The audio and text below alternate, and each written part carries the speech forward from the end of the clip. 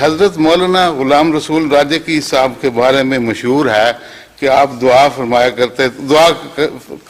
کرتے تھے تو فوراً روشنی کے ذریعے سے ان کو بتا دیا جاتا تھا کہ دعا قبول ہوئی ہے یا نہیں. حضور یہ کس طرح ہوتا ہے؟ کیا کسی اور بزرگ کے معاملے میں بھی ایسا معاملہ ہے؟ میرے علم میں کوئی نہیں. حضرت مولوی راجکی صاحب ایک صوفی منش انسان تھے. ہاں جی. اور وہ دعا کے بعد کہا کرتے تھے کہ میری آنکھوں میں روشنی ہوئی ہے.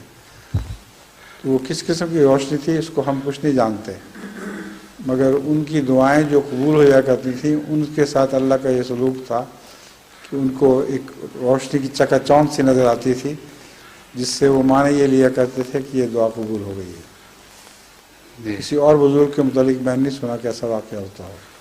جی جزاک اللہ.